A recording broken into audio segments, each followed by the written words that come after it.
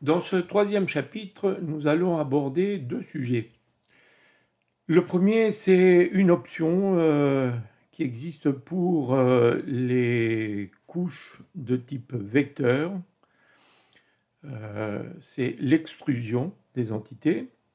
Et deuxièmement, on va voir comment faire des profils en utilisant des nuages de points, en particulier des données LIDAR. Alors, pour voir le premier sujet, nous allons charger une couche de bâtiment. Cette couche, c'est une couche XYZ. Donc, les bâtiments, ils ont un Z qui va nous servir pour les afficher. Voilà. Donc, on a les courbes de niveau en vert et on peut voir ici la représentation du bâtiment. Vous voyez, quand on passe la souris ici, on a, donc, si on zoome, voilà, nous avons le bâtiment qui est ici. Alors, le bâtiment, il a l'air de flotter dans l'air parce que, en effet, il y a plusieurs hauteurs qui sont enregistrées dans la couche bâtiment de la BD Topo. Et la hauteur Z, c'est une hauteur moyenne du bâtiment. Donc, pour que la représentation soit plus fidèle, nous allons modifier le Z utilisé dans cette couche par l'altitude minimale.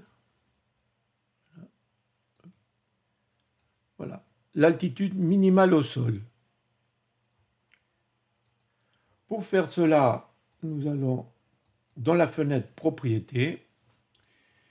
On va ici mettre Fixer au terrain et on va lui affecter le champ altitude minimale au sol.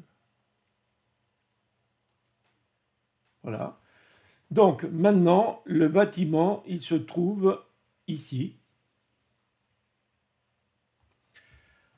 à moitié en fuive, quelques centimètres dans le sol. Pour pouvoir les voir sur le profil, on peut donc utiliser dans la fenêtre Propriétés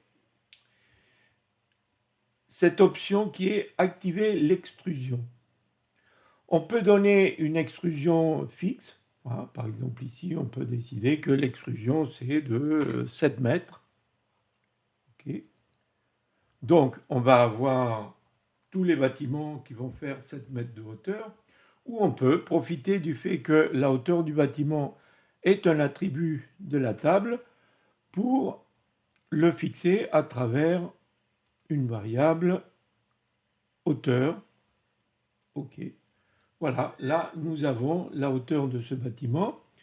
Et si on regarde, voilà, l'autre bâtiment, il a sa propre hauteur.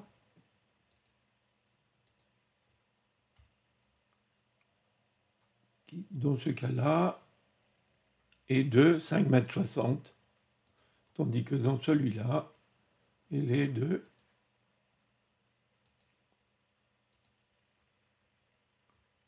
5,80 m.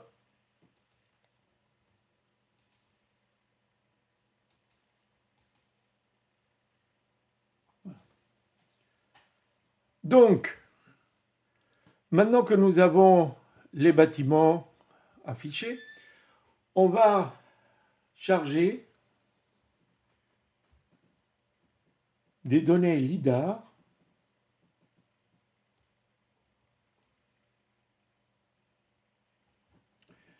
on va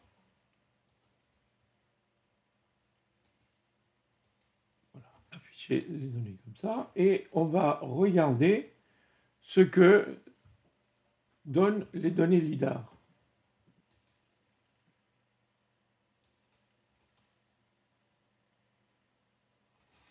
Voilà, donc on observe le nuage de points qui est affiché là.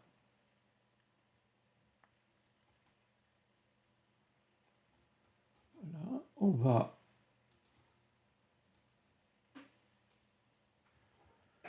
voilà, et on observe les données LIDAR. Ça, c'est le toit du bâtiment.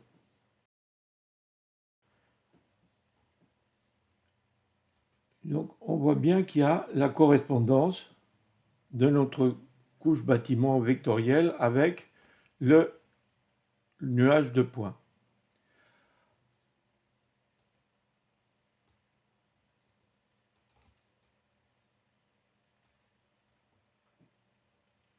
Une option qui est intéressante quand on travaille avec les données nuages de points, c'est de lui donner une tolérance, c'est-à-dire une ouverture.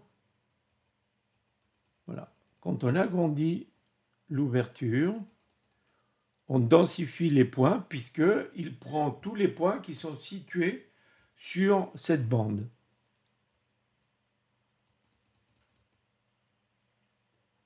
Voilà. Et quand on la réduit, on a donc moins de données.